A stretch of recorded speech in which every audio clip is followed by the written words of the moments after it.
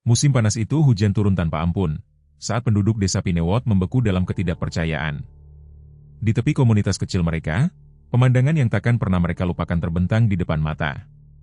Duk, sang gembala Jerman yang dulunya gagah, menyeret dirinya maju dengan kaki yang berlumuran darah. Bulunya yang indah kusut oleh lumpur dan coretan merah. Di rahangnya, dia dengan lembut menggenggam pakaian Emily Thompson yang berusia 8 tahun, menarik tubuhnya yang tak sadarkan diri inci demi inci menuju keselamatan. Mata anjing itu, yang biasanya cerah dan waspada, mulai berkabut, napasnya tersengal-sengal. Namun, dia menolak untuk melepaskan anak itu, menolak untuk berhenti sampai misinya selesai. 20 tahun kemudian, seorang dokter hewan yang sukses berdiri di depan tugu batu sederhana di bawah pohon ek tua. Jari-jarinya menelusuri tulisan yang lapuk, Duk, yang memberikan segalanya untuk cinta. Dokter Emily Thompson berlutut, meletakkan bunga liar segar di dasar batu, air mata berlinang di matanya saat kenangan membanjir kembali. Aku tidak akan berada di sini tanpamu, bisiknya. Beberapa cerita memudar seiring waktu, tetapi yang lain, cerita yang berbicara kepada inti dari apa yang mengikat kita bersama sebagai makhluk hidup, hanya akan tumbuh lebih kuat dengan setiap penceritaan. Ini adalah salah satu kisah seperti itu, sebuah bukti kesetiaan yang melampaui pemahaman dan pengorbanan yang mendefinisikan bentuk cinta yang paling murni. Desa Pinewot terletak di lembah terpencil Montana, sebuah kelompok yang hanya terdiri dari 50 rumah di mana setiap orang saling mengenal nama dan sejarah keluarga mereka terbentang selama beberapa generasi. Komunitas ini hidup dalam isolasi yang damai, dikelilingi di 3 sisi oleh hutan kuno yang menurut penduduk setempat membentang ratusan mil, dipenuhi dengan pohon pinus, ek, dan birch yang membentuk penghalang alami antara kehidupan sederhana mereka dan kerumitan dunia modern. Sungai yang jernih, Sungai Perak, melengkung di sekitar tepi timur pemukiman, menyediakan makanan dan rekreasi bagi penduduk desa. Di musim panas, bunga liar menutupi padang rumput di sekitarnya dalam ledakan warna, sementara musim dingin membawa selimut salju yang sunyi yang mengubah Pinewot menjadi pemandangan yang sempurna seperti kartu pos. Desa ini hanya memiliki satu toko serba ada kecil, sebuah sekolah sederhana, dan sebuah balai komunitas tempat pertemuan dan perayaan kota diadakan. Sinyal telepon seluler paling banter tidak merata dan rumah sakit terdekat berjarak 64 km di Carson City yang jarang menjadi perhatian penduduk sampai suatu hari musim panas yang menentukan di tahun 2023. Keluarga Thompson telah menjadi bagian dari Pinewot selama 3 generasi. John Thompson, seorang tukang kayu berbadan lebar dengan tangan kasar dan senyum lembut, telah membangun sendiri rumah 2 lantai mereka ketika dia menikahi Sarah, seorang guru taman kanak-kanak dengan mata yang baik dan kesabaran tanpa batas. Putri mereka, Emily, tiba setelah bertahun-tahun berharap, seorang anak ajaib dengan rambut keriting emas ibunya dan semangat ayah yang gigih. Bahkan pada usia 8 tahun, Emily memiliki jiwa yang tua, bijaksana dan imajinatif. Dia lebih menyukai teman hewan daripada kebanyakan orang dan sering terlihat membaca di bawah pohon maple besar di halaman mereka, memutar cerita yang rumit di jurnalnya atau menjelajahi tepi hutan yang aman, mengumpulkan batu dan daun yang menarik untuk museumnya di beranda belakang. Dia menderita gagap ringan yang muncul ketika dia gugup, membuatnya agak pemalu di sekitar anak-anak desa yang kadang-kadang meniru pidatonya dengan mengejek. Duk telah memasuki hidup mereka tepat pada hari Emily lahir, saudara kembar ulang tahun yang dihadiahkan kepada keluarga oleh saudara laki-laki John, seorang pelatih anjing militer. Gembala Jerman itu awalnya dibiarkan untuk pekerjaan pencarian dan penyelamatan tetapi dipensiunkan dini setelah melukai kaki belakangnya selama pelatihan. Terlepas dari sedikit pincang yang tersisa, Duk memiliki kecerdasan yang luar biasa dan sifat protektif yang tidak biasa. Sejak bayi Emily pulang, Duk menunjuk dirinya sebagai walinya, tidur di samping tempat tidurnya dan kemudian di kaki tempat tidurnya setiap malam, tanpa gagal. Saat Emily tumbuh, keduanya menjadi teman yang tak terpisahkan. Kemana satu pergi, yang lain mengikuti. Duk tampaknya memahami kata-kata Emily bahkan sebelum dia mengucapkannya, dan hanya dia yang dapat memerintahkan perhatian penuhnya hanya dengan bisikan. Desa menyebut mereka bayangan dan cahaya, anjing gelap yang waspada dan gadis bersemangat cerah, 2 jiwa yang entah bagaimana sangat cocok meskipun spesies mereka berbeda. Musim semi sebelum ulang tahun Emily yang ke-8 membawa sebuah insiden yang memecah belah komunitas kecil Pinewot. Itu terjadi pada suatu sore hari Selasa biasa ketika Emily berjalan pulang dari sekolah, mengambil rute biasanya melewati kebun sayur Nyonya Anderson yang sudah tua. Duk, seperti biasa, hadir, telah menunggu di tepi halaman sekolah untuk mengantar anak didiknya pulang. Sebuah rutinitas yang awalnya ditolak oleh Sarah Thompson tetapi akhirnya diizinkan setelah melihat bagaimana anjing itu akan duduk dengan sabar di luar pagar sekolah setiap hari, terlepas dari cuaca. Sore itu, sebuah sedan biru berdebu dengan plat luar kota telah merayap di samping Emily. Pengemudinya, seorang pria parubaya dengan topi baseball yang ditarik rendah, mencondongkan tubuh keluar untuk menanyakan arah ke Carson City. Telinga Duke segera rata di kepalanya, geraman rendah bergemuruh di dadanya saat dia memposisikan dirinya di antara Emily dan orang asing itu. Ketika pria itu tiba-tiba membuka pintu mobilnya dan meraih gadis yang gagap itu, respons Duke segera dan ganas. Rahangnya yang kuat telah menjepit lengan bawah orang asing itu, mengeluarkan darah dan menimbulkan jeritan yang membuat para tetangga berlarian dari rumah-rumah terdekat. Pria itu mundur dengan tergesa-gesa, melaju pergi sebelum siapapun dapat menahannya atau mendapatkan nomor platnya. Sheriff Miller menyelidiki insiden itu tetapi menemukan sedikit di luar jejak ban dan deskripsi saksi yang saling bertentangan. Beberapa memuji Duke sebagai pahlawan yang telah menggagalkan apa yang kemungkinan merupakan upaya penculikan. Yang lain hanya melihat seekor hewan berbahaya yang telah menyerang seorang musafir yang tersesat. Tuan Winters yang sudah tua, yang putrinya sendiri telah diculik 30 tahun sebelumnya dari kabupaten tetangga, dengan vokal membela anjing itu. Gembala Jerman itu memiliki naluri yang lebih baik daripada setengah orang di desa ini, deklarasinya pada pertemuan dadakan di toko serba ada. Orang asing tidak mencoba meraih anak-anak untuk petunjuk arah. Tetapi yang lain, terutama Harold Wilson, yang memiliki satu-satunya toko perlengkapan berburu di desa itu dan pernah digigit oleh anjing liar di masa mudanya, mulai menyarankan bahwa Duke adalah sebuah tanggung jawab. Lain kali itu bisa menjadi anak yang dia serang. Wilson memperingatkan dengan firasat, hewan yang mencicipi darah mengembangkan rasa haus akan itu.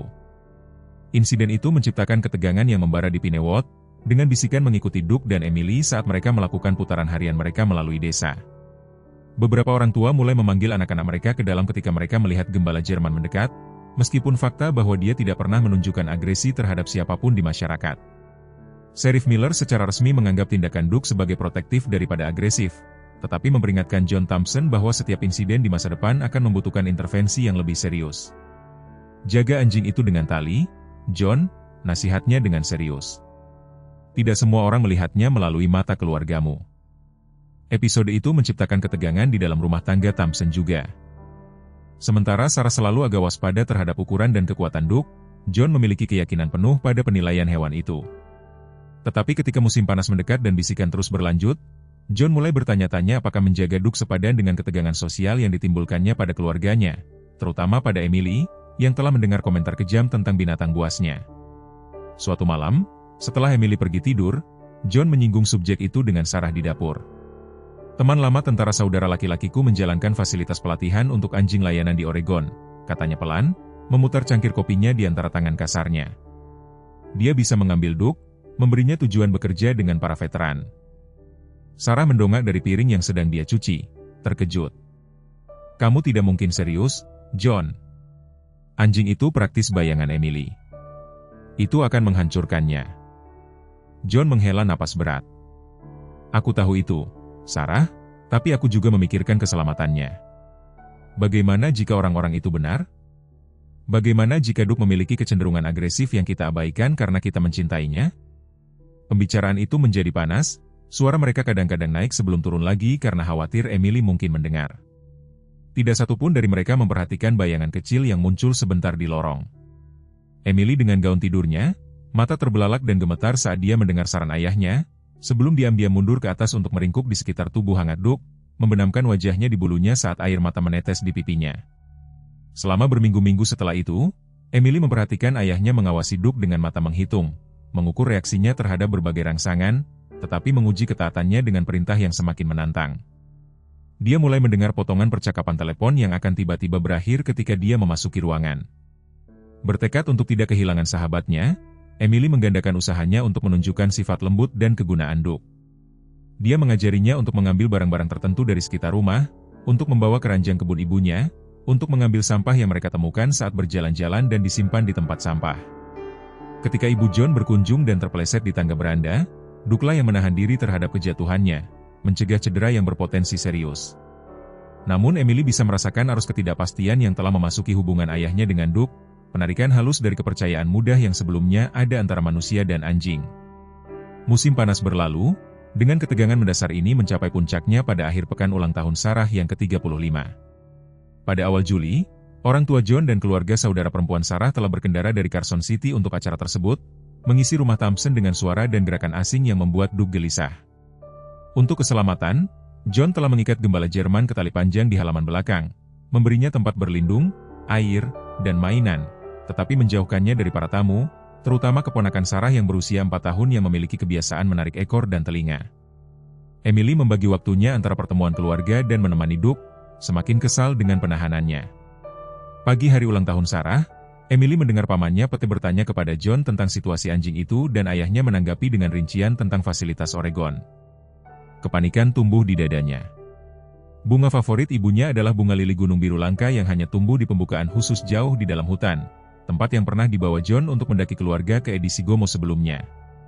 Dalam logika Emily yang berusia 8 tahun, buket bunga berharga ini pasti akan membuat ibunya sangat bahagia sehingga seluruh keluarga akan menyadari pentingnya Doug dalam hidup mereka. Lagi pula, Sarahlah yang telah memotret Emily tidur dengan kepala di pinggang Doug di bawah bunga-bunga itu, menyatakan itu adalah momen paling sempurna yang pernah dia tangkap. Dengan orang dewasa sibuk mempersiapkan makan siang ulang tahun sore dan anak-anak yang berkunjung sibuk dengan film, Emily menyelipkan pisau kecil dari laci dapur untuk memotong batang bunga, meninggalkan catatan yang ditulis dengan tergesa-gesa tentang mendapatkan lebih banyak dekorasi dan menyelinap ke halaman belakang. "Kita masing-masing harus menyelamatkanmu," bisiknya kepada Doug saat dia melepaskan talinya. "Ayo, kita akan kembali sebelum ada yang tahu." Bersama-sama, gadis dan anjing itu menyelinap melalui celah di pagar belakang dan menuju hutan luas. Di luar tekad Emily, mengesampingkan suara peringatan di kepalanya yang mengingatkannya bahwa dia tidak pernah memasuki hutan sendirian. Rumah tangga Thompson dipenuhi dengan aktivitas saat perayaan ulang tahun Sarah berlanjut hingga sore hari. Ibu John sedang memberikan sentuhan akhir pada kue ulang tahun buatan sendiri. Saudara perempuan Sarah sedang mengatur hadiah di meja ruang makan dan anak-anak sedang memainkan permainan tag dalam ruangan improvisasi yang membuat orang dewasa terus-menerus meneriakkan peringatan tentang berlari terlalu dekat untuk memecahkan barang-barang. Baru hampir pukul 2 siang, lebih dari 3 jam setelah Emily menyelinap pergi, Sarah menyadari bahwa dia belum melihat putrinya selama beberapa waktu. "John," panggilnya di atas percakapan keluarga. "Apakah kamu melihat Emily? Dia seharusnya membantuku menyiapkan permainan pesta." John mendongak dari tempat dia sedang memperbaiki kaki kursi yang goyah di ruang tamu dan menggelengkan kepalanya. "Kupikir dia bersama anak-anak saudara perempuanmu menonton film kartun itu." Survei cepat rumah memastikan Emily tidak ada di dalam dan pemeriksaan halaman belakang mengungkapkan rantai kosong Doug. Jantung Sarah mulai berdebar kencang saat dia mengingat perilaku merajuk Emily baru-baru ini tentang penahanan anjing itu. "John," panggilnya dengan kepanikan yang meningkat. Doug juga hilang. Senyum itu hilang dari wajah John saat dia berlari ke halaman belakang membayar matanya memindai perimeter sampai mereka mendarat di celah di pagar, celah yang ingin dia perbaiki tetapi dianggap terlalu kecil untuk Doug untuk masuk. Di meja dapur, sebagian ditutupi oleh kotak sereal, mereka menemukan catatan Emily yang ditulis dengan tergesa-gesa. "Mendapatkan dekorasi untuk ulang tahun ibu. Segera kembali, cinta Emily." Tulisan tangan kekanak-kanakan itu tidak melakukan apapun untuk menenangkan gelombang teror yang menyapu Sarah. "Hutan," bisiknya, wajahnya kehilangan warna. "John, dia pergi ke hutan untuk bunga-bunga itu, bunga lili biru itu." John sudah meraih jaket dan sepatunya. "Aku akan menemukannya," janjinya, suaranya tegang dengan ketakutan yang terkendali. Sheriff Miller. Dalam 20 menit, perayaan ulang tahun telah berubah menjadi pusat krisis. Sheriff Miller tiba bersama deputinya. Peta tersebar di meja dapur dan kue ulang tahun Sarah duduk terlupakan ketika anggota keluarga dan tetangga yang telah diperingatkan oleh panggilan telepon mulai tiba menawarkan bantuan. Langit, yang cerah pagi itu, sekarang menjadi gelap dengan awan badai yang mendekat, menambahkan urgensi pada upaya pencarian. Hutan itu membentang hampir 50 km. Sheriff Miller menjelaskan saat dia mengatur regu pencari. "Kita perlu bergerak cepat, sebelum hujan mulai dan sebelum siang hari memudar." Ketika sukarelawan berkumpul di halaman depan keluarga Thompson, ketegangan berderak di udara, bukan hanya dari kekhawatiran untuk Emily tetapi dari perpecahan pendapat yang dengan cepat muncul tentang peran Doug dalam hilangnya gadis itu. Harold Wilson tiba bersama 3 pria lainnya, semuanya membawa tas senapan. "Kita perlu mempertimbangkan semua kemungkinan," dia mengumumkan, dengan murah mengangguk ke arah senjata. "Jika anjing itu telah berbalik melawannya."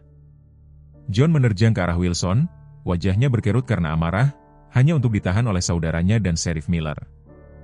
"Doug akan mati sebelum menyakiti Emily," teriaknya, berjuang melawan lengan yang menahannya. Dia mencoba melindunginya, bukan menyakitinya. Tuan Winter yang sudah tua melangkah di antara kedua pria itu, tangannya yang rematik terangkat dalam gerakan menenangkan.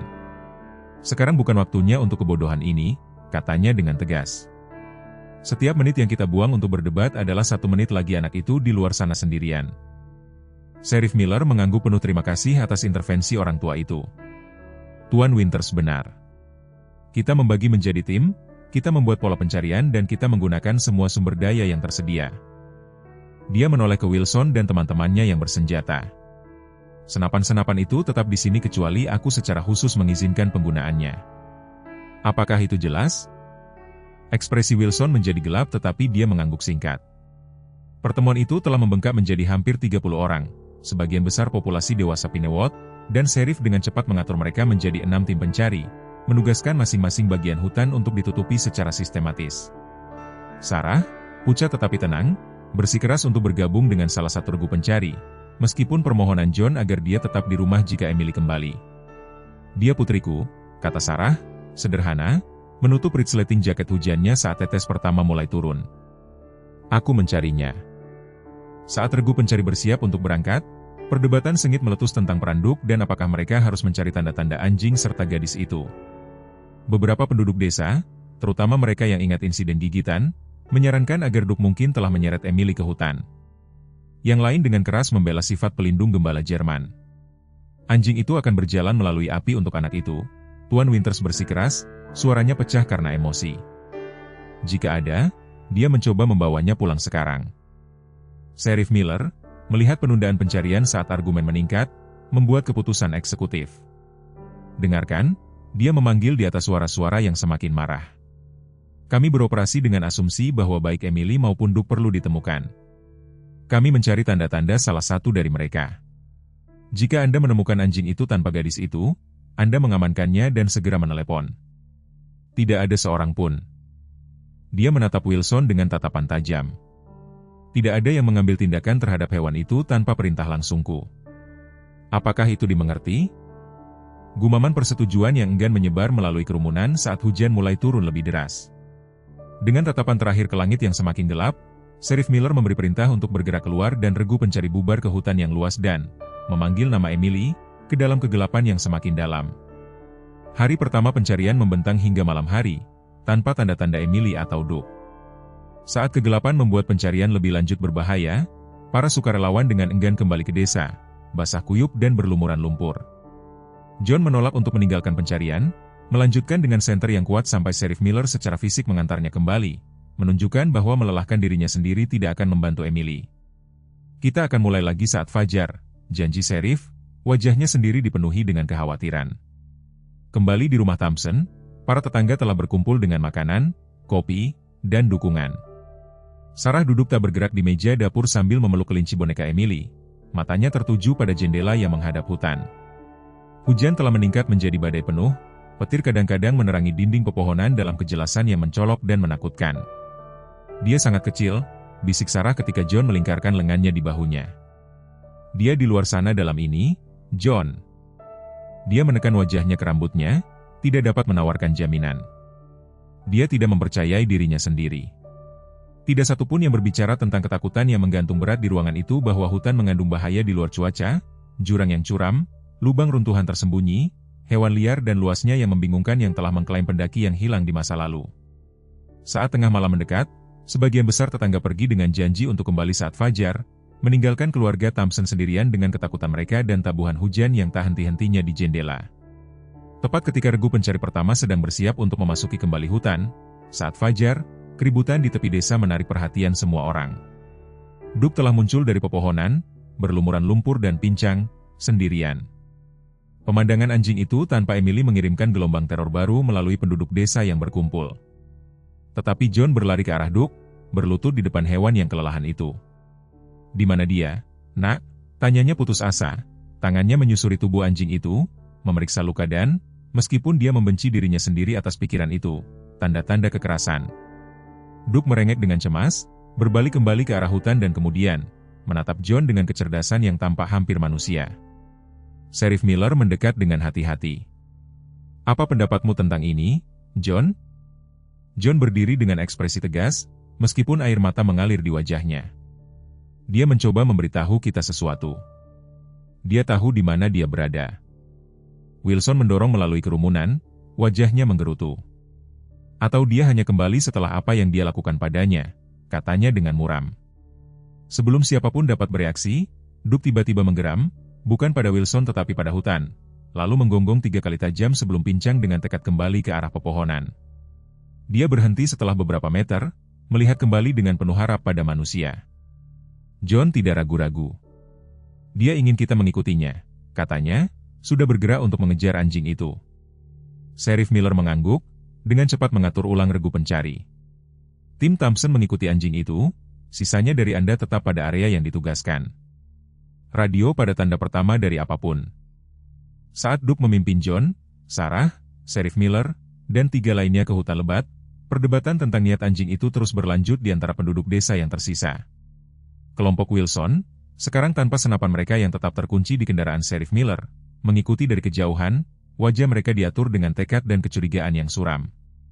Duke bergerak dengan tujuan yang ditentukan melalui hutan, kaki yang terluka menyebabkan dia sesekali tersandung di lantai hutan yang licin. Badai akhirnya berlalu tetapi meninggalkan lanskap berbahaya dari lumpur, cabang-cabang yang tumbang dan sungai-sungai yang membengkak. John tetap dekat dengan gembala Jerman, matanya terus-menerus memindai tanda-tanda putrinya di antara pepohonan yang lebat.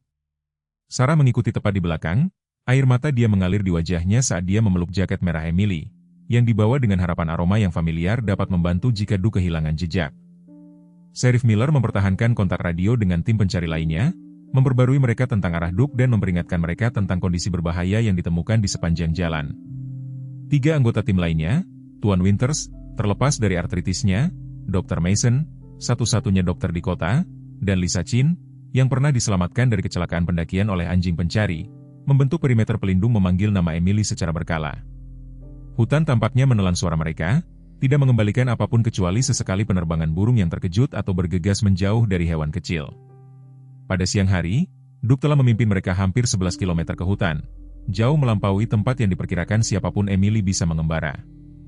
Medan telah tumbuh semakin sulit, dengan kemiringan yang curam dan semak belukar yang tebal yang merobek pakaian dan kulit mereka. Apakah kita yakin anjing itu tahu kemana dia pergi? Sheriff Miller bertanya dengan pelan saat mereka berhenti untuk berkonsultasi dengan peta dan minum dari botol air. John mengangguk, menyaksikan saat Duke duduk waspada di tepi pembukaan kecil mereka, matanya tertuju pada jalan di depan. Dia melacaknya. Lihat perilakunya. Dia fokus, tidak bingung. Dr. Mason berlutut di samping Duke, memeriksa luka di kakinya dan darah yang kusut di bulunya. Hewan ini telah mengalami sesuatu yang signifikan, amatinya, menawarkan air Duke dalam mangkuk yang dapat dilipat. Luka-luka ini tidak datang hanya dari berlari melalui hutan. Tuan Winters mengangguk setuju.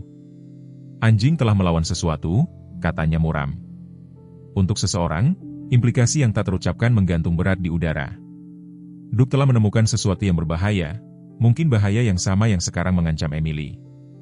Seolah memahami kekhawatiran mereka, Duke merengek dengan cemas dan berdiri pincang beberapa langkah ke arah yang mereka tuju sebelum melihat kembali dengan tidak sabar.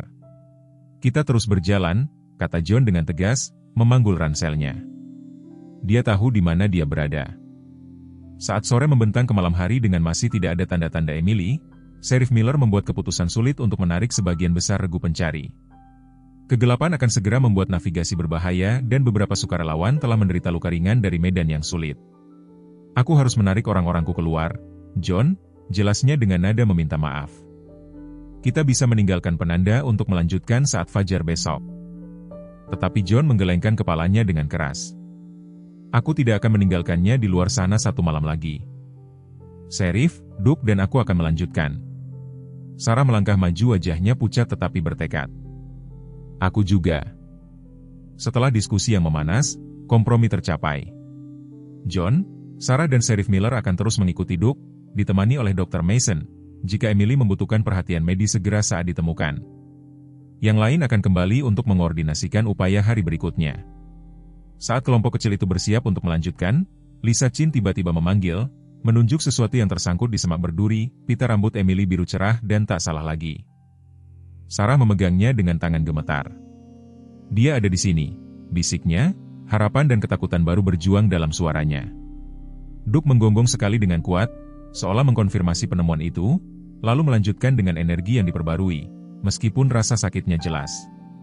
Penemuan itu menyegarkan kembali kelompok itu, bahkan ketika hutan mulai menjadi gelap di sekitar mereka dan suhu turun dengan curam.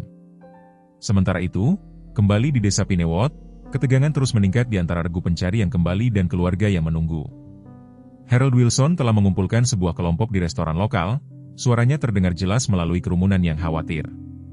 Anjing itu memimpin mereka dalam pengejaran angsa liar, dia menyatakan, menusukkan jari ke peta tempat lokasi tim pencari telah ditandai atau lebih buruk lagi, memimpin mereka menjauh dari tempat dia meninggalkannya.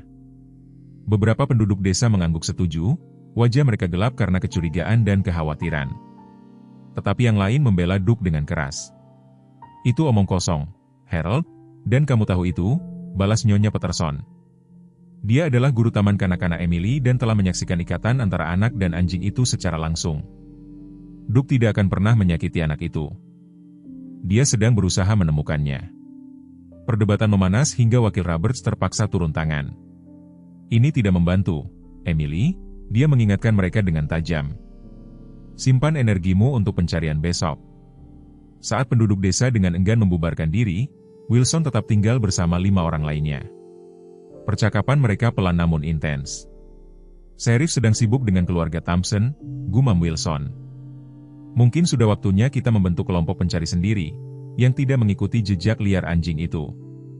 Cucu Tuan Winter mendengar rencana mereka dan segera menghubungi kakeknya untuk memperingatkannya tentang kelompok independen Wilson, yang sedang bersiap memasuki hutan, dengan atau tanpa persetujuan resmi. Malam telah tiba sepenuhnya ketika Duke tiba-tiba berhenti di tepi sebuah tanah lapang. Seluruh tubuhnya tegang penuh perhatian. Sheriff Miller mengarahkan senter kuatnya ke seluruh ruang terbuka, menampakkan apa yang tampak seperti lubang runtuhan kuno, sebuah depresi di tanah, sekitar 6 meter lebarnya dan terisi air keruh dari hujan baru-baru ini. Duke mulai mengitari lubang runtuhan itu, merengek dengan kesusahan yang meningkat. Emily, John memanggil dengan putus asa, suaranya pecah. Emily, apakah kamu di sini? Hanya keheningan yang menjawab sampai Duke tiba-tiba menggonggong tajam, memusatkan perhatian pada sesuatu di sisi jauh lubang runtuhan itu. Dr. Mason mengarahkan lampunya ke tempat yang ditunjukkan Duke, menerangi tumpukan kecil bunga biru yang sebagian hancur dan di sampingnya, jelas terlihat bekas tubuh kecil di lumpur. Dia ada di sini, Sarah tersentak, sudah bergerak di sekeliling tepi lubang runtuhan yang berbahaya. Pemeriksaan lebih lanjut mengungkapkan jejak kaki kecil yang mengarah menjauh dari lubang runtuhan, disertai dengan jejak kaki Duke yang lebih besar. Tetapi jejak ini berasal dari kemarin, dibuat sebelum Duke kembali ke desa sendirian pagi itu. Apapun yang terjadi setelah Emily mengumpulkan bunga, Duke bersamanya, menemukannya di sini, dan kemudian sesuatu telah memisahkan mereka.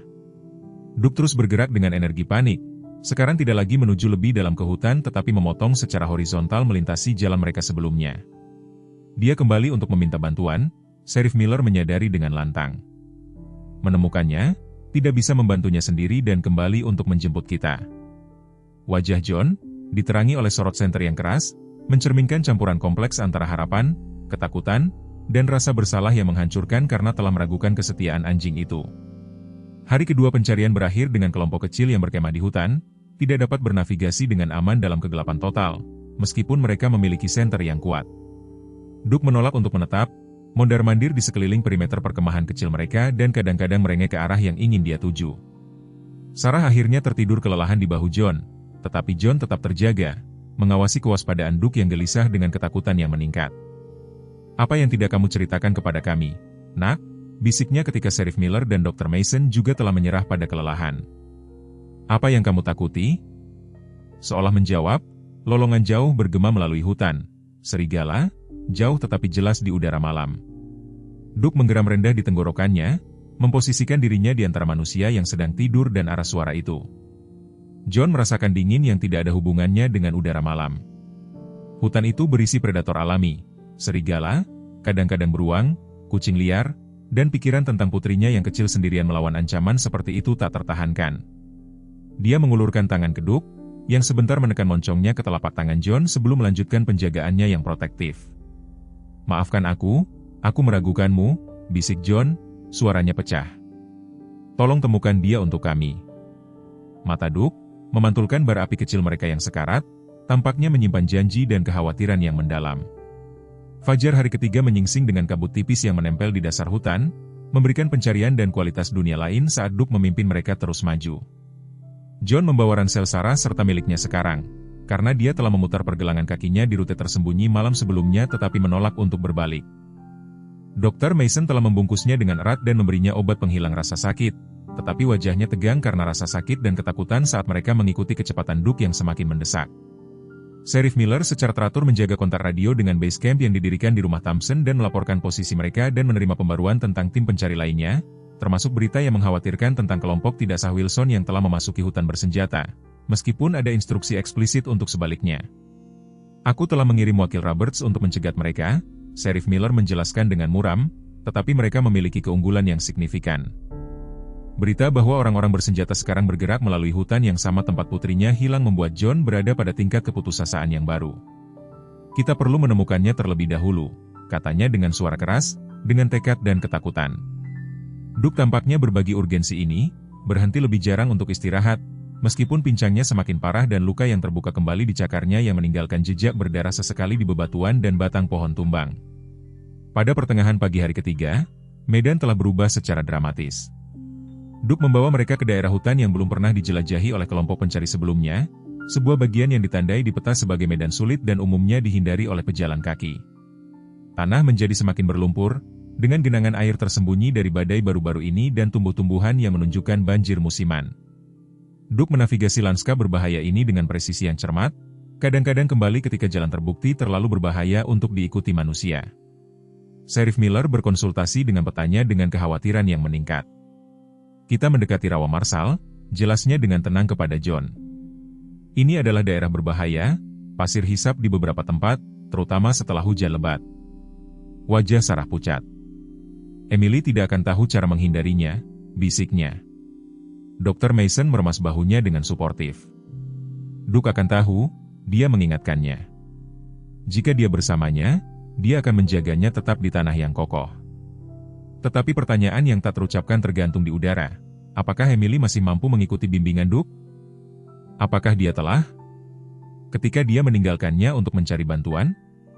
Gembala Jerman itu tiba-tiba membeku, telinganya tegak ke depan dan tubuhnya tegang. Detik berikutnya dia melesat maju dengan kecepatan yang mengkhianati lukanya, menghilang ke dalam semak belukar yang lebat di depan. Duke, teriak John, berlari mengejar anjing itu, yang lain mengikuti secepat yang mereka bisa. Mereka muncul di sebuah tanah lapang kecil untuk menemukan Duke berdiri di tepi apa yang tampak seperti dataran lumpur yang luas, salah satu ciri berbahaya dari rawa. Anjing itu menggonggong dengan panik, matanya tertuju pada sesuatu di kejauhan. Sheriff Miller mengangkat teropongnya, memindai hamparan lumpur dan air dangkal. Untuk sesaat dia terdiam. Kemudian dia menyerahkan teropong itu kepada John tanpa berkata-kata. Tangan John gemetar saat dia memfokuskan lensa. Di sana, hampir 300 meter jauhnya ada sosok kecil dalam kemeja merah muda berlumpur. Emily, terbaring tak bergerak di sebuah pulau kecil dari tanah yang relatif padat di tengah rawa. Emily, teriaknya, sudah bergerak menuju dataran lumpur sebelum Sheriff Miller meraih lengannya. Kamu tidak bisa menyeberanginya secara langsung, Sheriff memperingatkan. Ini pasir hisap antara di sini dan di sana. Satu langkah salah dan kamu akan tenggelam. Duke sudah menunjukkan bahaya ini dengan hati-hati, menguji tanah di depan dengan cakarnya, mundur ketika lumpur mulai menyerah secara tidak wajar. Harus ada jalan, kata Sarah putus asa. Duke menemukannya. Harus ada jalan. Dr. Mason mengangguk berpikir. Anjing itu pintar. Dia pasti telah menemukan rute teraman ketika dia menemukannya. Duke tampaknya memahami dilema mereka, kembali kepada mereka dan kemudian berangkat di sepanjang tepi rawa, jelas mengharapkan mereka untuk mengikuti. Dia menunjukkan jalan memutar kepada kita, Sheriff Miller menyadari. Bukan menyeberang, tapi memutar. Jalan memutar itu akan menambah jarak ke perjalanan mereka, tetapi itu adalah satu-satunya pilihan mereka. Saat mereka bergegas mengejar Duke, John terus melirik kembali ke arah sosok putrinya yang jauh, ngeri bahwa setiap kali dia melihat akan menjadi yang terakhir kalinya dia melihatnya hidup. Rute memutar yang dipimpin Duke mengitari bagian paling berbahaya dari tanah rawa, meskipun masih membutuhkan navigasi yang hati-hati dari medan yang berlumpur dan hujan, sungai-sungai yang meluap. Sheriff Miller terus menjaga kontak radio dengan base camp, meminta evakuasi medis segera-segera setelah mereka mencapai Emily. Kita akan membutuhkan helikopter, jelasnya kepada keluarga Thompson. Tidak ada kendaraan darat yang dapat mencapai kita di sini dan membawanya keluar bisa memakan waktu terlalu lama, tergantung pada kondisinya. Kenyataan dari situasi mereka, bermil-mil dari bantuan di medan berbahaya, dengan nyawa putri mereka tergantung pada keseimbangan, sangat membebani John dan Sarah saat mereka mendorong tubuh mereka yang kelelahan ke depan. Duke, meskipun penderitaannya sendiri jelas, tidak pernah goyah dalam tekadnya, kembali setiap kali salah satu manusia tertinggal, seolah-olah secara fisik menyakiti mereka menuju tujuan mereka. Dr. Mason mengawasi anjing itu dengan kekaguman terbuka. "Saya telah bekerja dengan hewan peliharaan sebelumnya," komentarnya saat istirahat singkat, "tetapi saya belum pernah melihat tingkat kecerdasan dan pengabdian ini pada hewan peliharaan rumahan yang tidak terlatih." Sheriff Miller mengangguk setuju. "Itu bukan anjing biasa," katanya pelan. "Dan ini bukan pencarian biasa." Pada pertengahan sore, Duke telah membawa mereka hampir sepenuhnya mengelilingi area tanah rawa yang luas. Mereka dapat melihat posisi Emily lebih jelas sekarang dan juga dapat melihat bahaya yang dia hadapi. Pulau kecil tanah pada tempat dia berbaring perlahan terkikis oleh air di sekitarnya. Waktu jelas semakin menipis. Pendekatan ke posisi Emily mengungkapkan lanskap yang lebih berbahaya daripada yang terlihat dari kejauhan. Apa yang tampak seperti rawa sederhana sekarang menampilkan dirinya sebagai jaringan kompleks lubang runtuhan, kantong pasir hisap, dan genangan air yang sangat dalam. Duke membawa mereka ke apa yang tampak sebagai pendekatan pada terdekat ke pulau kecil Emily, masih hampir 50 meter dari medan berbahaya tempat gadis itu terbaring tak bergerak. Melalui teropong Sheriff Miller, mereka sekarang dapat melihat Emily lebih jelas. Dia meringkuk di sisinya, pakaiannya basah kuyup dan tertutup lumpur, salah satu lengannya terulur, seolah-olah meraih sesuatu. Tidak ada gerakan yang terlihat. "Dia tidak bergerak," bisik Sarah, suaranya pecah saat dia menyerahkan teropong itu kembali kepada Sheriff Miller. Dengan tangan gemetar, John menarik istrinya mendekat, wajahnya sendiri terukir ketakutan. "Helikopter?" tanyanya kepada Sheriff Miller, yang menggelengkan kepalanya dengan muram. 40 menit. Mereka datang dari Carson City. Dr. Mason melangkah maju, memindai hamparan antara mereka dan Emily dengan mata profesional. Dia telah terpapar cuaca selama hampir 3 hari. Hipotermia adalah perhatian yang signifikan, belum lagi dehidrasi dan cedera apapun yang mungkin dia alami. Dokter tidak perlu menyatakan kesimpulan yang jelas, Emily mungkin tidak memiliki 40 menit. Duke tampaknya memahami urgensi situasi. Gembala Jerman itu mondar-mandir dengan cemas di tepi tanah padat, merengek saat dia melihat dari Emily ke manusia dan kembali lagi. Tiba-tiba dia mulai memilih jalannya maju ke rawa, menguji setiap langkah dengan hati-hati sebelum memberikan berat badannya. Dia pergi kepadanya, John menyadari dengan lantang. Dia tahu jalan yang aman. Sheriff Miller mengangguk berpikir. Anjing lebih ringan dari manusia. Dia mungkin bisa menyeberang di tempat kita tidak bisa. Kelompok itu menyaksikan dengan napas tertahan saat Duke menavigasi medan berbahaya dengan presisi yang luar biasa, kadang-kadang kembali ketika tambalan yang tampaknya padat menyerah di bawah cakarnya. Kemajuannya sangat lambat tetapi metodis, dan menjadi jelas bahwa dia memang menemukan jalan di mana mata manusia hanya melihat bahaya yang seragam. Ekspresi John mengeras dengan tekad tiba-tiba. "Aku mengikutinya," dia mengumumkan, sudah melangkah menuju tepi rawa. Sheriff Miller meraih lengannya. "Thompson, itu bunuh diri. Beratmu 3 kali lipat dari berat anjing itu." John menarik diri, matanya tidak pernah meninggalkan kemajuan hati-hati Duke. "Itu putriku di luar sana. Aku bisa mengikuti jejaknya persis." Dr. Mason melangkah di antara mereka. "John, dengarkan alasan. Jika kamu terjebak di luar sana, kita akan memiliki 2 korban untuk diselamatkan alih-alih 1. Sarah, yang telah diam, tiba-tiba berbicara. "Dia benar, John.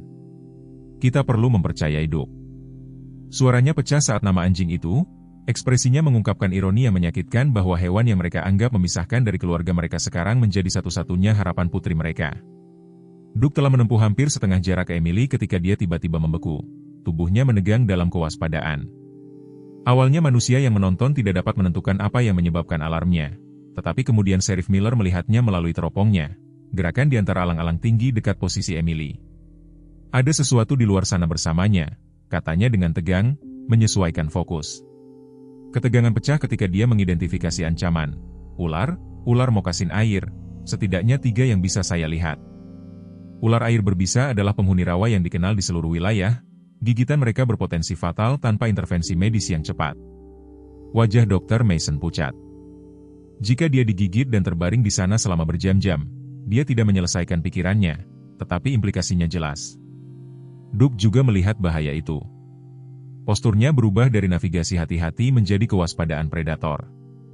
Dengan keputusan tiba-tiba, dia meninggalkan langkahnya yang hati-hati dan menerjang maju, menutupi jarak yang tersisa ke Pulau Emily dengan kecepatan putus asa, kadang-kadang hampir berenang melalui genangan air yang lebih dalam. Manusia menyaksikan dengan ngeri dan kekaguman saat anjing itu mencapai pulau kecil dan segera memposisikan dirinya di antara Emily dan ular yang mengancam. Giginya menyeringai sebagai peringatan.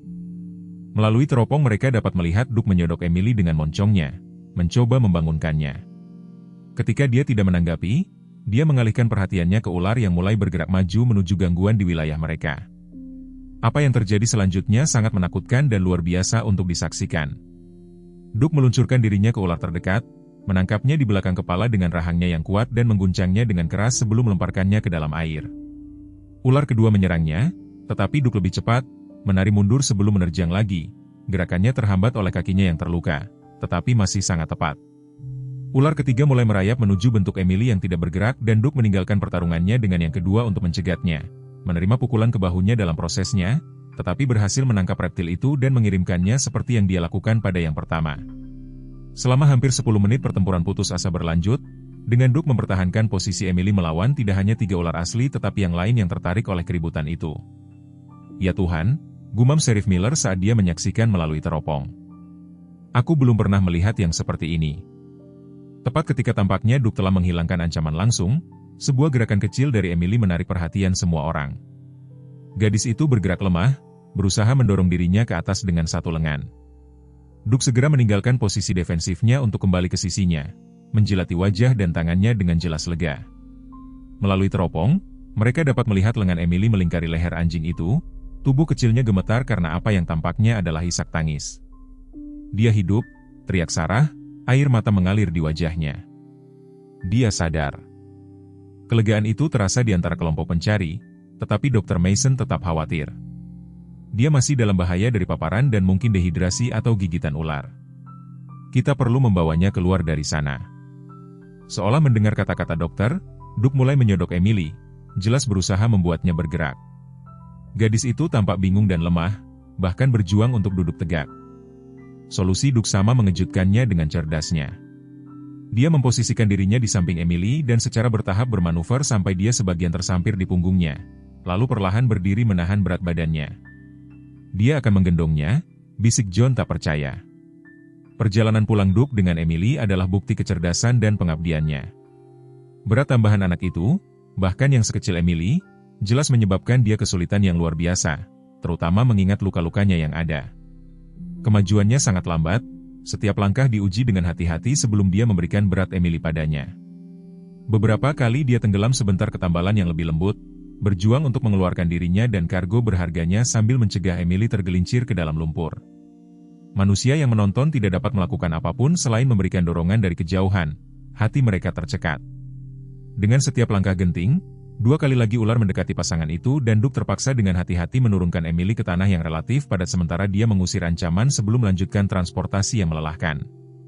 Kekuatan yang dibutuhkan, Dr. Mason berkomentar dengan kekaguman profesional. Pound-for-pound, dia melakukan prestasi yang akan menantang manusia terkuat. Sheriff Miller mengangguk muram. Pertanyaannya adalah apakah dia bisa berhasil sampai akhir. Keraguan itu masuk akal.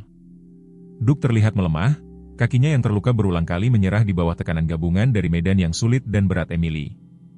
Ketika Duke dan Emily berjarak sekitar 20 meter dari tanah padat, masih terlalu jauh bagi manusia untuk mencapai mereka tanpa membahayakan diri mereka sendiri, bencana melanda. Sebuah tambalan yang telah menopang berat Duke dalam perjalanan keluarnya runtuh di bawah berat gabungan anjing dan anak itu dalam perjalanan pulang. Emily meluncur dari punggung Duke saat dia berjuang mati-matian untuk membeli, menghilang sebentar ke dalam air berlumpur sebelum Duke menangkap kerah bajunya di giginya. Manusia menyaksikan dengan ngeri saat Duke berjuang untuk menjaga kepala Emily di atas permukaan sambil secara bersamaan mencoba menarik mereka berdua ke tanah yang lebih padat. Kekuatan anjing itu terlihat gagal. Sekarang moncongnya sendiri hampir tidak berada di atas air saat dia berjuang untuk mempertahankan cengkeramannya pada Emily. John tidak tahan lagi.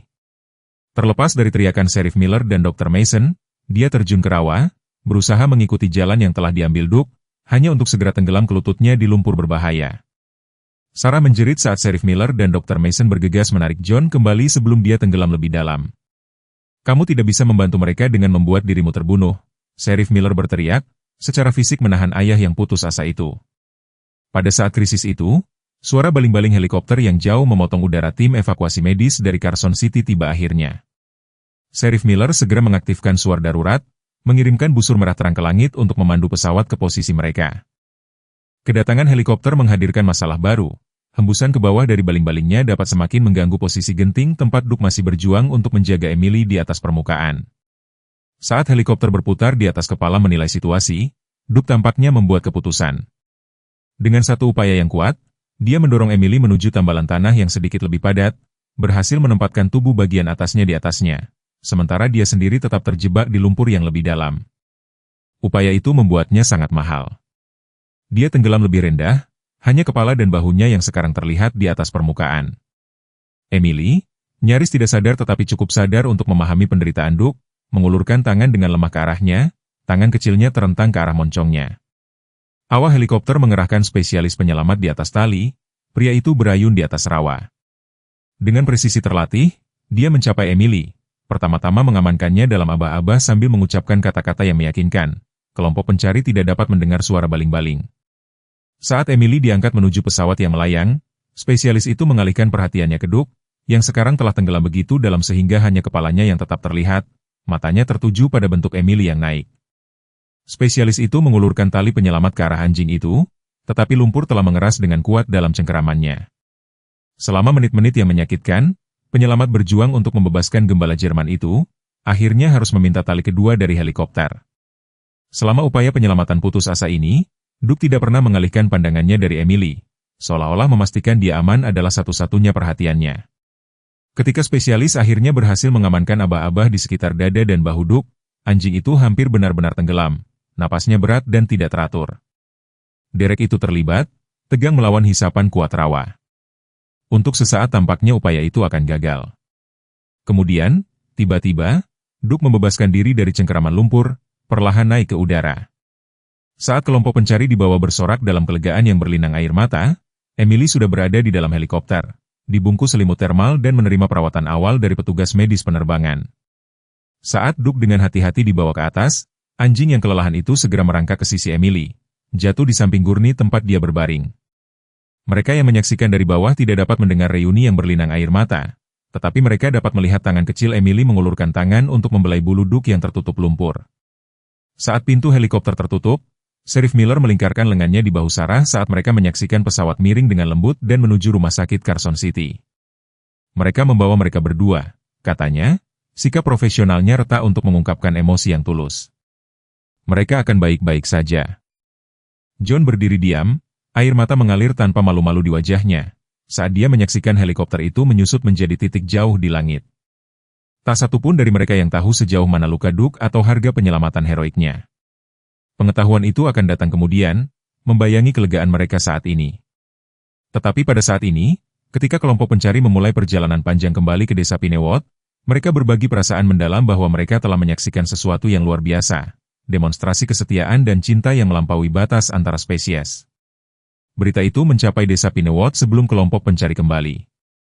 Helikopter telah menghubungi rumah sakit Carson City dan, dengan cara komunitas kecil yang saling berhubungan, berita itu dengan cepat kembali ke penduduk desa yang cemas. Emily Thompson masih hidup, dehidrasi, menderita paparan dan banyak gigitan serangga, dengan pergelangan kaki terkilir dan gegar otak ringan dari kejatuhan yang jelas, tetapi secara ajaib bebas dari gigitan ular atau cedera yang mengancam jiwa lainnya. Kelegaan kolektif yang menyapu desa terasa, para tetangga berpelukan di jalan dan berkumpul secara spontan di rumah Thompson untuk menunggu berita lebih lanjut. Bahkan Harold Wilson, yang telah dicegat dengan kelompok pencari tidak sahnya dan dikawal kembali ke desa oleh wakil Roberts, bergabung dalam perayaan umum dan kecurigaannya sebelumnya terhadap Duke untuk sementara dilupakan dalam kegembiraan penyelamatan Emily. Anak-anak membuat kartu selamat datang di rumah, para wanita menyiapkan casserole dan makanan panggang untuk kembalinya keluarga, dan para pria membahas pengorganisasian upaya masyarakat untuk memperbaiki celah di pagar Thompson yang telah memungkinkan Emily dan Duke untuk menyelinap pergi sejak awal. Di tengah percakapan yang lega, bagaimanapun, ada arus bawah kekhawatiran untuk Duke, yang kondisinya telah dilaporkan kritis dalam pembaruan singkat dari rumah sakit. Kelompok pencari tiba kembali di desa tepat saat malam tiba, kelelahan tetapi didorong oleh keberhasilan misi mereka. Sarah telah diangkut langsung ke rumah sakit oleh mobil patroli polisi yang menemui mereka di tepi hutan. Tetapi John bersikeras untuk kembali ke rumah terlebih dahulu untuk mengumpulkan pakaian bersih dan kelinci boneka favorit Emily sebelum mengikuti. Dia menemukan rumahnya dipenuhi dengan tetangga. Kekhawatiran tulus mereka terhadap keluarganya menyentuh setelah kecurigaan yang telah ditunjukkan beberapa orang terhadap Duke dalam beberapa bulan terakhir. Bagaimana keadaannya? Nyonya Peterson bertanya segera, menyuarakan pertanyaan yang ingin dijawab oleh semua orang. Wajah John menegang dengan emosi. Tidak baik, akunya, suaranya kasar karena kelelahan dan kekhawatiran. Dokter hewan di rumah sakit hewan mengatakan dia menderita beberapa gigitan ular, kelelahan dan sesuatu yang disebut sindrom perendaman karena terjebak di lumpur. Dia berhenti, terlihat berjuang untuk ketenangan. Mereka melakukan segala yang mereka bisa, tetapi mereka tidak optimis. Keheningan menyelimuti kerumunan yang berkumpul. Kegembiraan penyelamatan Emily sekarang diperlunak oleh kemungkinan biayanya. Tuan Winters, yang telah kembali mendahului kelompok pencari utama karena artritisnya, melangkah maju untuk menempatkan tangan keriput di bahu John. Anjing itu bertarung seperti pejuang untuk gadis kecilmu, katanya, suaranya pecah. Apapun yang terjadi, dia adalah pahlawan. John hanya bisa mengangguk, berbalik untuk menyembunyikan air mata yang mengancam akan membanjirinya. Di rumah sakit Carson City, Sarah duduk di samping tempat tidur Emily memegang tangan kecil putrinya saat dokter menyelesaikan pemeriksaan mereka. Emily telah diberi cairan melalui infus, berbagai luka kecilnya dibersihkan dan dibalut dan gips ringan dipasang di pergelangan kaki yang terkilir. Meskipun kondisi fisiknya membaik, dia tetap sangat pendiam, matanya terus-menerus melirik ke arah pintu, seolah mengharapkan seseorang atau sesuatu muncul. Di mana Duke? Tanyanya berulang kali, semakin gelisah ketika jawaban ibunya tetap tidak jelas. Para dokter menyarankan untuk tidak membuat Emily kesal sampai dia lebih kuat, tetapi Sarah bisa melihat bahwa menghindar itu menyebabkan lebih banyak kerugian daripada kejujuran. Dia ada di rumah sakit hewan di seberang jalan. Sayang, akhirnya dia menjelaskan, sambil merapikan rambut Emily yang kusut dari dahinya. Para dokter juga membantunya. Mata Emily berkaca-kaca. Dia menyelamatkan aku, Ibu, bisiknya, ketika aku jatuh dan kepalaku terbentur, dia menemukanku. Ketika aku kedinginan, dia membuatku hangat. Ketika ular-ular menakutkan datang, dia melawan mereka. Suaranya tercekat oleh isak tangis. Dia terus menarikku melewati lumpur, bahkan ketika dia sangat lelah. Dia tidak akan meninggalkanku. Sarah memeluk putrinya dengan lembut, berhati-hati dengan selang infus dan monitornya, air matanya sendiri jatuh dengan bebas. Ibu tahu, sayang, Duke sangat menyayangimu, kata Sarah. Emily menggenggam lengan baju ibunya. Aku harus menemuinya, Ibu, kumohon. Dia akan takut tanpaku. John tiba di rumah sakit tepat ketika Sarah berusaha meyakinkan dokter anak untuk mengizinkan Emily mengunjungi rumah sakit hewan sebentar. Dokter itu tentu saja enggan, dengan alasan Emily perlu istirahat dan pemantauan, tetapi John segera mendukung permintaan itu. Duke mungkin akan merespons lebih baik jika Emily ada di sana, bantahnya, dengan nada putus asa dalam suaranya. Dan dia perlu menemuinya apapun yang terjadi. Penyebutan, apapun yang terjadi, membungkam keberatan medis lebih lanjut dan pengaturan pun dibuat. Emily akan diangkut dengan kursi roda dengan monitor portabel, didampingi oleh seorang perawat untuk kunjungan singkat. Saat mereka mendorong kursi roda Emily menyeberang jalan ke fasilitas hewan, matahari terbenam dengan pemandangan oranye dan merah menyala yang spektakuler yang seolah-olah membakar jendela kedua rumah sakit dengan pantulan api. Emily, mengenakan gaun rumah sakit berukuran anak-anak, dengan boneka kelincinya yang dipeluk erat di dadanya, menatap langit dengan mata yang sungguh-sungguh. Duke akan menganggap itu indah, katanya pelan. Dia selalu menyaksikan matahari terbenam bersamaku di beranda. John, berjalan di samping kursi roda, harus memalingkan muka untuk menenangkan diri. Pengamatan sederhana itu langsung menyentuh hatinya, dengan kesadaran betapa eratnya kehidupan putrinya terkait dengan hewan yang telah menyelamatkannya itu. Unit perawatan intensif hewan sunyi dan remang-remang ketika mereka tiba. Dokter hewan yang bertugas menemui mereka di pintu masuk dengan ekspresi serius. Saya perlu mempersiapkan Anda, katanya pelan kepada John dan Sarah, sementara seorang perawat mengalihkan perhatian Emily. Duke menderita trauma yang cukup besar. Kami telah mengobati gigitan ular dengan antivenom, tetapi ada banyak serangan dan racunnya sudah berjam-jam menyebar ke seluruh tubuhnya. Selain itu, tenaga dan paparan yang berkepanjangan telah sangat membebani jantungnya dan perendaman dalam lumpur telah mengganggu paru-parunya. Dia ragu-ragu, jelas enggan untuk melanjutkan, tetapi secara profesional berkomitmen untuk jujur. Dia sadar tetapi sangat lemah. Kami melakukan segala yang mungkin, tetapi Anda harus siap menghadapi kemungkinan bahwa dia mungkin tidak akan pulih. John mengangguk kaku, karena sudah menerima kemungkinan ini.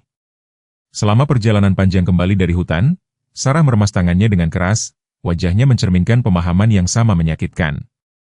Berapa lama? Tanyanya pelan. Dokter hewan itu menggelengkan kepalanya sedikit. Beberapa jam, mungkin, bukan hari. Dengan penilaian yang menyadarkan itu, mereka menoleh ke Emily, yang perhatiannya sekarang terfokus dengan saksama pada pintu icu, tekadnya untuk melihat Duke terlihat jelas di setiap garis tubuh kecilnya. Mereka menemukan Duke di kandang sudut, lebih besar dari yang lain untuk mengakomodasi kunjungan dari keluarganya. Anjing gembala Jerman itu berbaring di atas alas tebal, terhubung ke beberapa alat pemantau dan dengan jalur infus memberikan cairan dan obat-obatan. Bulunya yang dulunya mengkilap kusam dan tambal sulam di mana bulu telah dicukur untuk mengobati luka, dan napasnya berat, meskipun suplemen oksigen diberikan melalui masker kecil. Namun ketika pintu dibuka dan Emily didorong masuk, reaksi Duke sangat cepat dan memilukan. Dengan upaya yang terlihat, dia mengangkat kepalanya, ekornya berdebam lemah ke alas. Emily meraih ke arahnya dari kursi roda, menahan tangan perawat yang memperingatkan. "Duke," teriaknya, air mata mengalir di wajahnya. "Kamu terluka parah." Kesederhanaan penilaian anak itu menghancurkan sesuatu dalam diri John dan Sarah, yang berdiri mundur untuk memberikan putri mereka momen penting ini dengan pelindungnya. Dengan izin dokter hewan, Emily diizinkan duduk di lantai di samping tempat tidur Duke, di mana dia segera mulai dengan lembut membelai kepala dan telinganya, seperti yang telah dia lakukan ribuan kali di rumah. Duke bergerak dengan susah payah sampai moncongnya bersandar di kaki Emily, matanya tidak pernah meninggalkannya. "Kamu adalah anjing terberani di seluruh dunia," kata Emily kepadanya dengan serius, jari-jari kecilnya menelusuri bekas luka di moncongnya dari petualangan sebelumnya. "Ayah bilang kamu melawan semua ular untuk menyelamatkanku. Dan kamu membawaku ketika aku tidak bisa berjalan." Ekor Duke berdebam lagi dengan lemah mendengar suaranya. Peralatan pemantau menunjukkan penguatan singkat tanda-tanda vitalnya sebagai respons terhadap kehadiran Emily, apa yang kemudian digambarkan oleh dokter hewan sebagai reli semangat atas keterbatasan tubuh. Selama hampir 1 jam Emily duduk bersama Duke, kadang-kadang berbicara kepadanya tentang hal-hal biasa, menjanjikan jalan-jalan yang akan mereka lakukan, permainan yang akan mereka mainkan, camilan yang akan dia simpan untuknya dari makan siangnya, kadang-kadang hanya menyandarkan kepalanya dengan lembut di bahunya, seperti yang sering mereka lakukan di rumah. Orang dewasa menyaksikan dalam diam, para profesional medis dan orang tua sama-sama memahami bahwa mereka menyaksikan sesuatu yang mendalam dalam persekutuan antara anak dan anjing. Napas Duke secara bertahap menjadi lebih berat meskipun ada dukungan oksigen, tetapi dia tetap sadar, matanya tertuju pada Emily seolah menghafal fitur-fiturnya. Ketika perawat rumah sakit akhirnya menunjukkan bahwa mereka perlu membawa Emily kembali untuk perawatannya sendiri, gadis itu membungkuk dekat telinga Duke. "Terima kasih sudah menemukanku," bisiknya. "Kamu adalah teman terbaik yang pernah ada." Dia mencium moncongnya dengan lembut, lalu mengizinkan dirinya diangkat kembali ke kursi roda, menoleh ke belakang ke arah Duke saat mereka mendorongnya menuju pintu. Anjing gembala Jerman itu mengumpulkan sisa kekuatannya untuk mengangkat kepalanya sekali terakhir, mengawasi sampai Emily menghilang dari pandangan.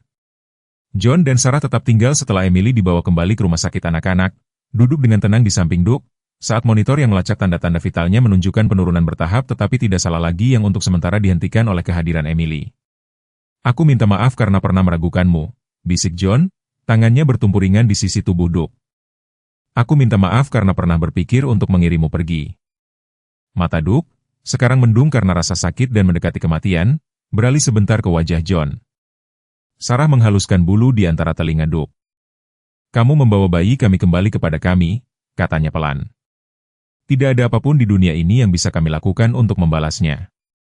Saat malam semakin larut di luar jendela rumah sakit hewan, napas Duke semakin berat. Dokter hewan menawarkan untuk memberikan eutanasia untuk meringankan kepergiannya, tetapi John menggelengkan kepalanya. Dia berjuang sangat keras untuk menyelamatkannya.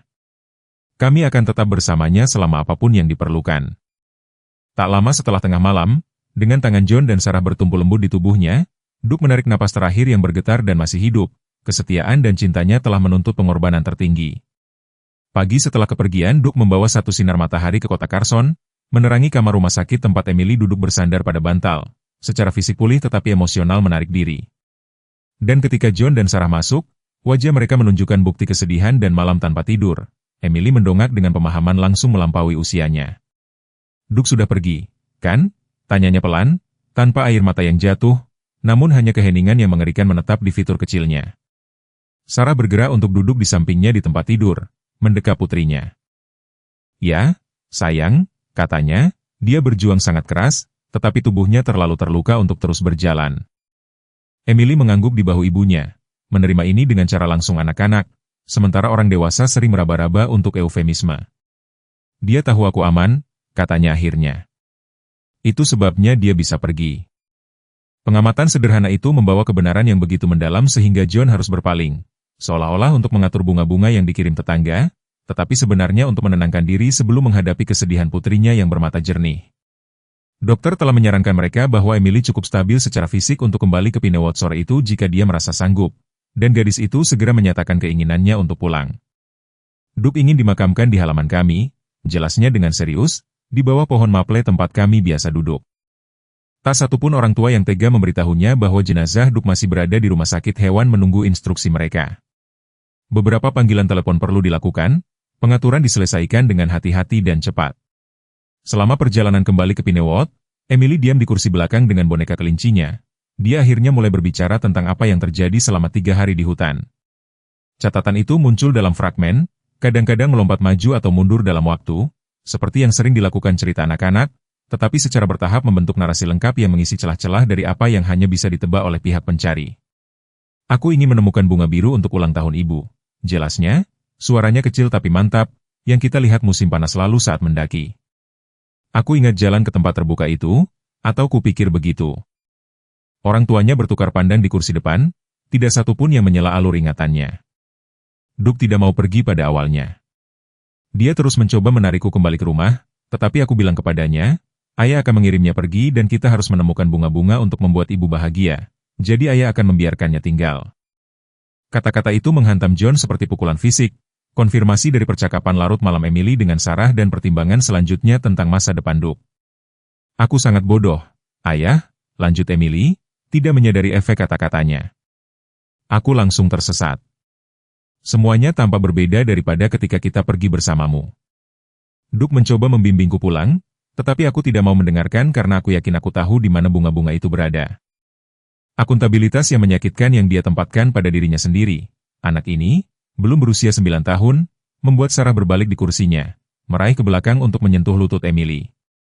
Itu bukan salahmu, sayang, itu kecelakaan, tetapi Emily menggelengkan kepalanya dengan keras kepala. Aku tidak mendengarkan Duke, dan dia selalu tahu yang terbaik. Saat mereka mendekati desa Pinewood, kisah Emily terus terungkap mengungkapkan rincian yang membawa baik kejelasan dan tragedi yang meningkat pada tindakan heroik Duke. Dia akhirnya menemukan tempat terbuka dengan bunga bakung gunung biru, mengisi saku kemeja kecilnya dengan bunga-bunga halus untuk ibunya.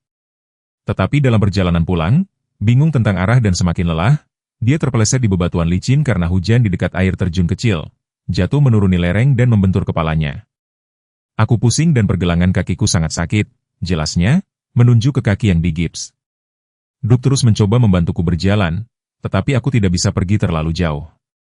Dia mulai menggonggong dan melihat sekeliling seperti dia mencoba memutuskan sesuatu.